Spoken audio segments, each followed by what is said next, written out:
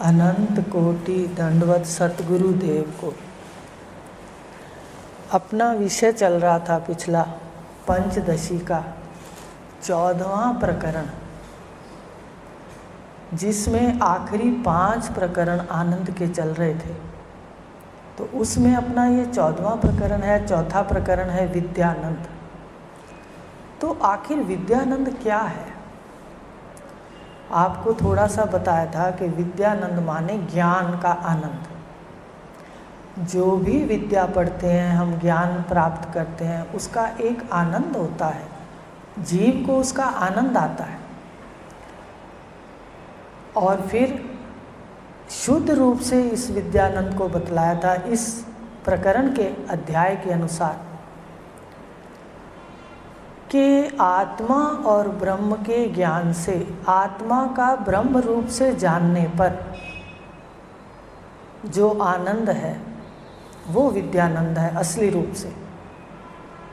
इस विद्या को प्राप्त करके जो आनंद होता है वो असली आनंद है। अब यहाँ पर भेद बताते हैं कि बाकी जितने भी ज्ञान हैं, इंजीनियरिंग का, डॉक्टर का, जितने भी ज्ञान हैं वो वृत्ति सहित हैं। बस एक बात आप यहाँ पर नोट कर लो,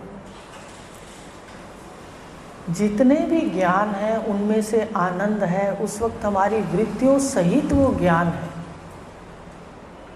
चाहे हम यज्ञ में आनंद लेते हैं, चाहे हम विद्या को कंठस्थ करके, उपनिषदों को कंठस्थ करके उपनिषदों से ज्ञान लेते हैं, तो जब तक ज्ञान लेते हैं, ज्ञानी हैं,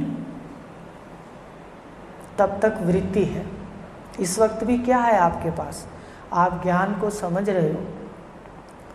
इस वक्त आपके पास वृत्ति है, बुद्धि की वृत्ति है समझने के लिए। आपको इसका उदाहरण बताएं, सुषुप्ति में आपके पास कोई वृत्ति नहीं होती, पर इस वक्त कौन सी वृत्ति है? आत्मा ब्रह्म के ज्ञान को भी प्राप्त करने की वृत्ति है। और बाकी जितने ज्ञान हैं वो भी वृत्ति सहित है। भाई कोई इंजीनियर बनता है, डॉक्टर बनता है, कोई वेदों को पढ़ता है, कोई यज्ञ को अच्छी तरह करवाता है या अध्ययन करता है, तो वहाँ पर वृत्ति है, तो आनंद है। लेकिन जो ये बताया कि आत्मा और ब्रह्म की जो ज्ञान है, पहले ज्ञान होगा ना, देखो पहले ज्ञान होगा, फिर आपकी सिद्ध अवस्था स्थिति आएगी। पहले तो घर पहुंचने का एड्रेस चाहिए, फिर उस पर हम चलेंगे तो हम अपने घर पहुंच सकते हैं, जो भी एड्रेस हमारे पास है। इसी तरह पहले ये ज्ञान वृत्तियों सहित लेना पड़ता है। संसारी ज्ञान भी वृत्तियों सहित है, वो विद्या का ज्ञान भी वृत्तियों सहित है, ये विद्या का ज्ञान भी वृत्तियों सहित है, अपने स्वरूप का ज्ञान भी वृत्ति सहित है। तो क्या फ़र्क है कि वो जो ज्ञान है संसारी वृत्तियों वाला, वो कभी गहरी शांति नहीं देगा। जब तक उसमें वृत्ति है तब तक वो आनंद है।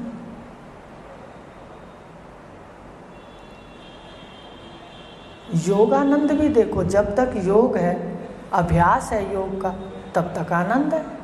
योग छूटा और वृत्तियों का आनंद आ गया, बाहर वाली वृत्तियाँ आ गई, सुख दुख शुरू हो गया।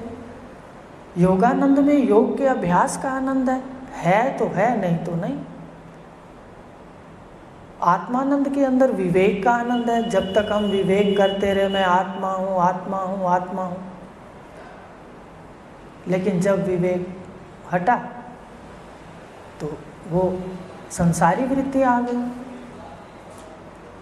तो ऐसे ही जो ये ज्ञान विद्यानंद है, ये आत्मा और ब्रह्म का ज्ञान, इसमें जब जब ज्ञान प्राप्त करेंगे, बार बार ज्ञान के बाद ज्ञानी की स्थिति होती है अपने स्वरूप में, तो रास्ते में जो उसको आनंद है ज्ञान से स्थिति तक, तो धीरे धीरे इसमें निवृत्ति होती जाएगी। संसारी विद्या में निवृत्ति नहीं होती, वृत्ति रहती है। इसमें ज्ञान प्राप्त करने वाले की वृत्तियाँ धीरे धीरे लय हो जाएंगी, धीरे धीरे लय हो जाएंगी। आप देखो, जब मिथ्या का निश्चय होगा, संसार के मिथ्यापन का, तो वृत्तियाँ बार बार यहाँ पर खड़ी नहीं होंगी किसी गुणों में, और धीरे धीरे वृत्तियाँ लय होते ही एक आखिर में निर्विकल्प समाधि हो जाएगी। ये संसार ऐसे का ऐसे खड़ा रहेगा, पर आप इसकी ओर से मिथ्या समझ के सुषुप्त हो जाओगे। कैसे? कई बार उदाहरण दिया है कि हमने देखा कि चैन सोने की है, रास्ते में मिल गई। सुनार ने परखा कि चैन पीतल की है, तो हमारी सारी वृत्तियां जो विचार किया था इसको पहनूंगी, इसका नया बनवा लूँगी, वो सारा का सारा लय हो गया। वृत्तियों का सारा जो भी विस्तार था। ऐसे ही जगत सच्चा नहीं है। तुम थोड़े समय के लिए हम यहाँ आए हैं, अपनी सुंदर यात्रा परमात्मा के योग सहित करनी थी, और ये भगवान कृष्ण का नित्य योग है, स्थायी योग है। बाकी जो है वो अनित्य है, कभी है, साधना है तो है, नहीं तो नहीं। तो इसी नित्य योग में वृत्तियाँ धीरे धीरे सांसारिक समाप्त हो जाएंगी। तो इसका क्या परिणाम होगा, ये आगे बताया था आपको कि 4 प्रकार के आगे इसकी अवस्थाएं आनंद की हो जाती हैं। पहला, सर्व दुखों की निवृत्ति। ध्यान से सुनना, इस ज्ञान के स्थिति तक जाते, स्वरूप में स्थिति तक, सर्व दुखों की निवृत्ति। अभी साधना चल रही है, उसी में ही वो बता रहे हैं कि दुखों की निवृत्ति हो जाती है। आपने अनुभव करना है, जो सुनते हैं दैनिक, कि क्या वास्तव में हम दुखों की उपेक्षा, उपरामता होने लग गई, और साधक के जीवन से दुखों की क्या हो गई, निवृत्ति धीरे धीरे होगी, धीरे धीरे। इसको मिथ्या जानने में जितना समय लगेगा उतना समय ही फिर निवृत्ति में लगेगा। जैसे जैसे इसको मिथ्या समझेंगे, ये सत्य नहीं है, ये व्यवहारिक सत्य है, तो धीरे धीरे मन उपराम हो जाएगा। मन कहेगा यहाँ तो सब गुणों से और कर्मों से हो रहा है, मैं करता नहीं। वैसे बताओ, आप करता हो? ये भी देखना जाके। आप सोचते कुछ और होता कुछ है। कई बार अक्सर सुनते हैं, बहनें कहती हैं, दीदी इतने दूर दूर जा कर के लड़का देखने, इतने दूर जा जाकर, और मिला बिल्कुल घर के पास। कई बार ऐसा होता है कि हम कितना कुछ और तरह का सोचते हैं और कर्मों के हिसाब से और तरह का होता है। तो इस प्रकार कहा, पहला दुखों की निवृत्ति। कौन से ज्ञान से? सांसारिक से नहीं, आत्मा और ब्रह्म के ज्ञान से दुखों की निवृत्ति। और दूसरा, जब साधक मिथ्या जान लेता है कि जगत वास्तव में इसका विस्तार सच्चा नहीं है, वो आत्मा को अलग और संसार को मिथ्या जान लेता है। अद्वैत पढ़ा था ना, कि जो नाम और रूप द्वैत है उसका बाध कर देता है, उसको मिथ्यात्व का निश्चय हो जाता है। तो कहा कि उसको ऐसे लगता है कि मेरी कामनाएं सब पूरी हैं। अब आपको यहाँ पर राज बताते हैं। कामनाएं 2 तरह से पूरी होती हैं। एक तो हम कामनाओं के पीछे भागते हैं, उनको प्राप्त करते हैं, कुछ पूरी होती हैं और कुछ रह जाती हैं। और एक होता है, जैसे अपने कई बार कहते हैं कि क्या आपकी दादी जी पूरे हो गए, कहते हैं व्यवहार के अंदर। इसका अर्थ है कि कामना अपने मन से हट जाती हैं, समाप्त हो जाती हैं। जब ये सत्य ही नहीं है, ये अपनी चाल चलता है, ये माया का है उसका कहना मानता है। आप जब अपने स्वरूप में बैठेंगे तब आपके अनुकूल होगी प्रकृति। तो ये माया का है, ये सत्य नहीं है, तो मन कामनाएं करना छोड़ देगा। दो तरह से, एक तो आपकी पूरी भी होंगी, आप सत्य संकल्प हो, जितना अपने स्वरूप में बैठना सीखोगे, स्थित रहोगे, उतना ही आपके सामने अनुकूलता आएगी। आपके संकल्प से कार्य पूरे होंगे, संकल्प से।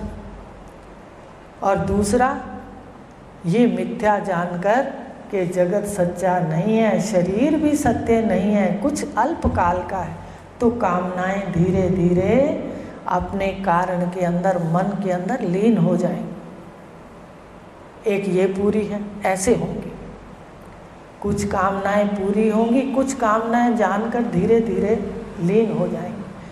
तो कामनाओं की प्राप्ति माने कामनाओं से उपराम भी हो जाएगा और उसके संकल्प से भी जो उसकी यात्रा के अंदर है वो उसको मिलेगा। क्योंकि ब्रह्मज्ञानी के लिए कहा जाता है यहाँ आने से, बैठने से,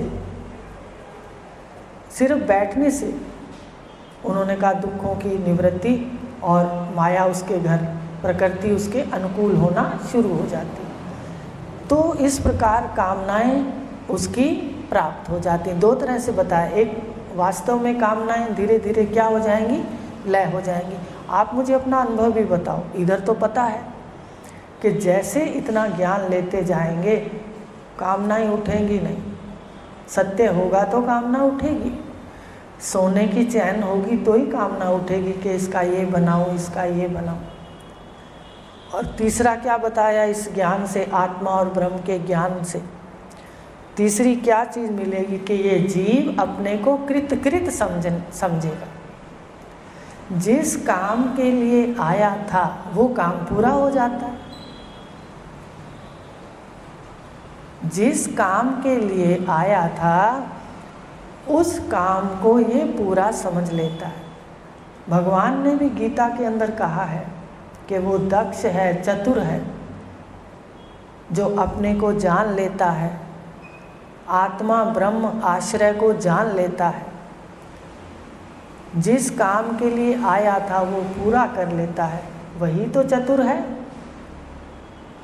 हम आए तो कुछ लेने, यहाँ पर करने कुछ लग गए।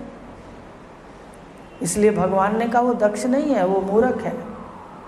चतुर तो वो है जो पहले अपना काम समेट ले, फिर तमाशा देखे जगत का, फिर वो उपराम होकर मिथ्या समझ के देखेगा। तो ये है कृत होना, धन्य धन्य होना कि जिस लिए देह मिली थी वो कार्य पूरा कर लिया। 14 इंद्रियों को भोगने के लिए देह नहीं मिली थी, देह इनको जान करके इनसे असंग होने के लिए, अपने आश्रय को, अपने अमर पद को प्राप्त होने के लिए मिली थी। हमने तो मृत्यु के साथ, इस शरीर के साथ मिलकर जन्म मरण अपने स्वरूप में लगा लिया। तो ये कहा कृत होना, ब्रह्मज्ञानी कृत हो जाता है। अभी ब्रह्मज्ञानी है, सिद्ध बात नहीं हो रही, ब्रह्मज्ञानी की बात हो रही है कि उसके दुखों की निवृत्ति हो जाएगी, कामनाओं की पूर्ति हो जाएगी और वो कृत अपने को समझेगा और नित्य प्राप्त की प्राप्ति। कैसे नित्य प्राप्त? अपना स्वरूप सच्चिदानंद ब्रह्म सदा ही है। जो घर में सोए हैं अज्ञान की चद्दर ओढ़कर, वो भी सच्चिदानंद हैं, अमर हैं, अजर हैं, अखंड हैं। वो भी ईश्वर का अंश और ब्रह्म का स्वरूप है। पर फर्क क्या है? वो जानते नहीं, आप जानते हो। तो जो जानता नहीं, ज्ञान नहीं, तो वो संसार में दुख पाता है जीव, और जो जान लेता है वो अपनी यात्रा सुंदर और सुखद करता है। तो इस प्रकार तीसरा कृत और चौथा है प्राप्यता। शास्त्रीय भाषा में, सीधी भाषा में जो नित्य प्राप्त की जो प्राप्ति हो गई, अब उसका एक लक्ष्य, अब उसको प्राप्त करने के लिए कोई और वस्तु की आवश्यकता नहीं, इसलिए उसके कर्म क्या हो जाते हैं, लय हो जाते हैं। जब संसार में प्राप्त करने योग्य कुछ भी नहीं रहा, उसने जो जानना था, जो सत्य था, वो नित्य प्राप्त उसके सामने निरावरण हो गया, अब उसके लिए प्राप्त करने का कुछ शेष नहीं रहा, ये अर्थ है भाई। और कुछ प्राप्त करने का रहा ही नहीं। जब सारे ब्रह्मांड में साक्षात कर लिया उसे एक सत्ता का, अद्वितीय सत्ता का, उसके बाद करना, पाना और जानना शेष नहीं रहा, अब वो शांत हो गया बस। तो अब जब तक उसका जो भी कार्य है, जिसके लिए वो आया है, चाहे विश्व की सेवा है, बस वो उतना करेगा, उसके द्वारा वही कार्य होगा। तो ये था कि ब्रह्म ज्ञानी के जो आनंद है इस आत्मा ब्रह्म के ज्ञान की, उसकी 4 अवस्थाएं। अब कहा सबसे पहले इसमें है दुखों की निवृत्ति। तो ब्रह्म ज्ञानी के जो दुखों की निवृत्ति है वो कैसे है? दुख 2 प्रकार के है पुस्तक के अंदर।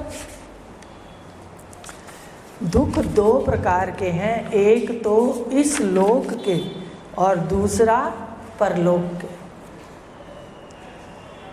देखो, जब जीव अज्ञान के अंदर बैठता है तो जो ये शरीर है अपने पास, ये 3 गुणों का है और 7 धातु का है, 7 धातु और 3 गुण, जानते हो?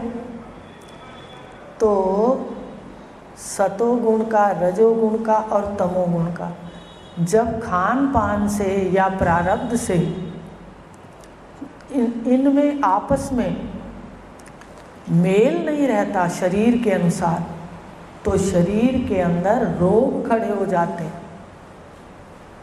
आयुर्वेद क्या करता है? आयुर्वेद कहता है भाई 3 गुणों को सम रखो, कफ, वात और पित्त। सत का कौन सा है? सत का कफ, रज का वात और तम का पित्त। ये 3 नाड़ियाँ अपने जानते हो, कफ, वात, पित्त। ये सारे अपने शरीर में, कोई कफ बढ़ गया तो खांसी में वो बढ़ जाता है, पित्त बढ़ गया तो गर्मी हो जाती है, और वात बढ़ गई तो जोड़ों में आ जाता है, सारा शरीर में दिक्कत आ जाती है। तो ये जो है, ये 3 गुणों की अवस्था जब बिगड़ती है तो शरीर की व्याधियाँ शुरू हो जाती हैं, रोग शुरू हो जाते हैं।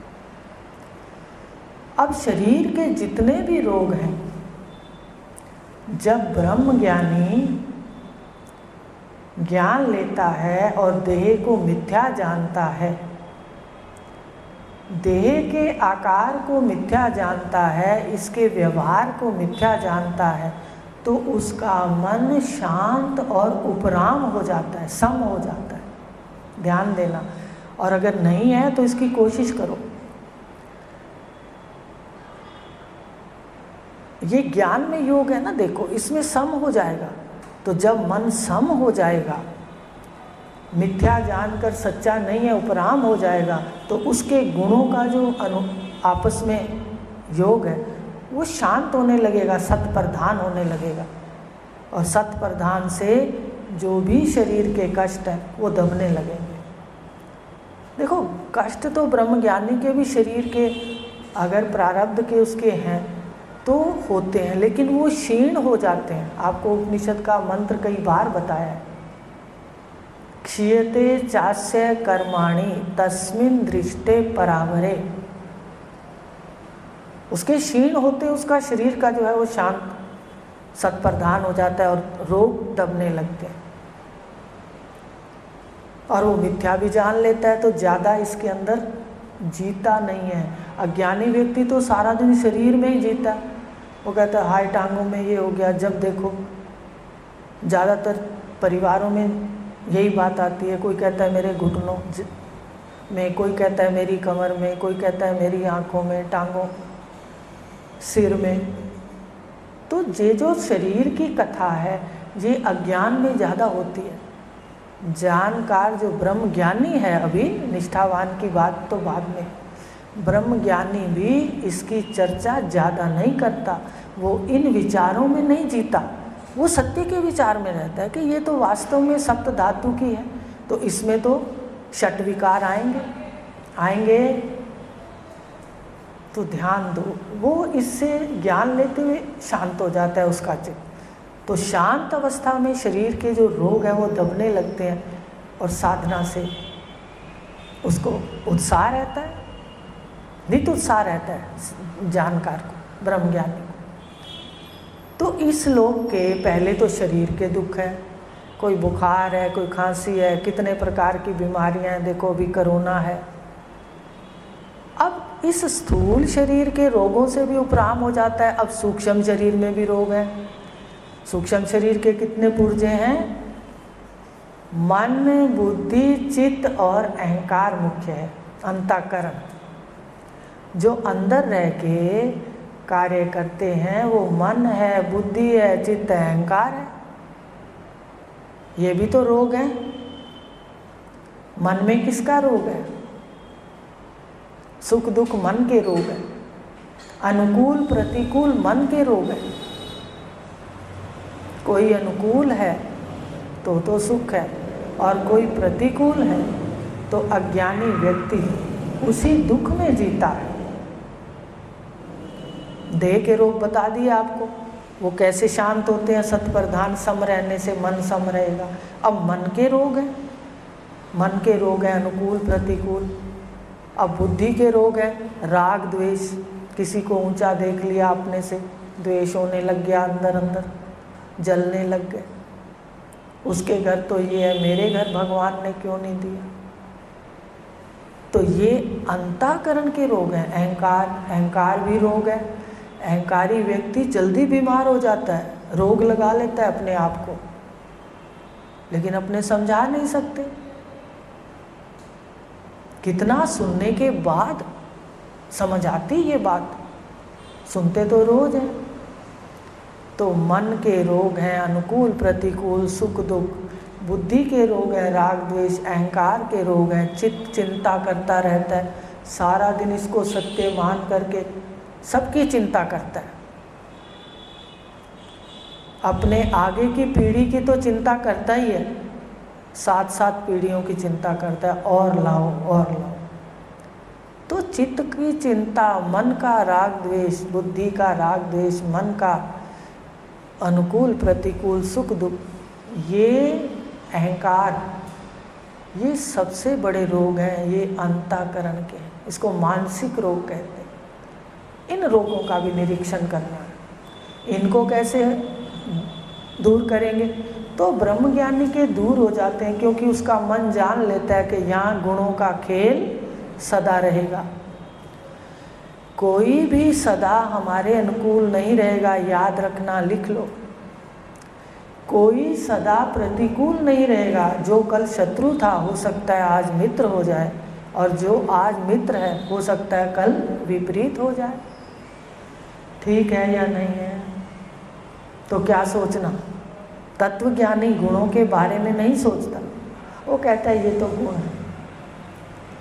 वह अपने जीवन का रिमोट, कहते हैं ना रिमोट, जैसे टीवी चलाते हैं, वो अपने जीवन का रिमोट दूसरों के हाथ में नहीं देता कि उधर अगर कोई नाराज है तो तत्वज्ञानी भी वहाँ कष्ट पाएगा, अगर उधर कोई उसके अनुकूल है तो वो उसमें खुश हो जाएगा, खुश होता रहेगा।